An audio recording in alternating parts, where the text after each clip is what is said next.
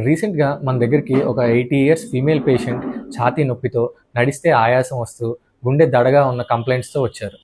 ఆవిడకి గుండెకి సంబంధించిన పరీక్షలు చేస్తే హార్ట్‌లో అయోర్టిక్ వాల్వ్ మూసుకుపోయింది. జనరల్‌గా ఈ కండిషన్‌కి ఓపెన్ హార్ట్ సర్జరీ చేసి వాల్వ్ రీప్లేస్ చేస్తాం. బట్ పేషెంట్ 80 ఇయర్స్ అవ్వడం వల్ల అండ్ జనరల్ కండిషన్ పూర్‌గా ఉండడం వల్ల ఈ సర్జరీని అవాయిడ్ చేసి ట్రాన్స్‌క్యుటేనియస్ అయోర్టిక్ వాల్వ్ రీప్లేస్‌మెంట్ అనే కొత్త ప్రొసీజర్ చేశాం.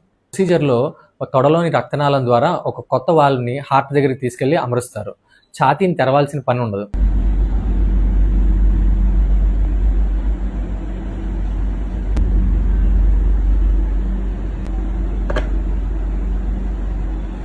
ఈ ప్రొసీజర్ యొక్క అడ్వాంటేజెస్ స్మాలర్ ఇన్సిషన్, అంటే తొడ దగ్గర చిన్న కోత మాత్రమే ఉంటుంది అండ్ పేషెంట్ ఫాస్ట్గా రికవర్ అవుతారు.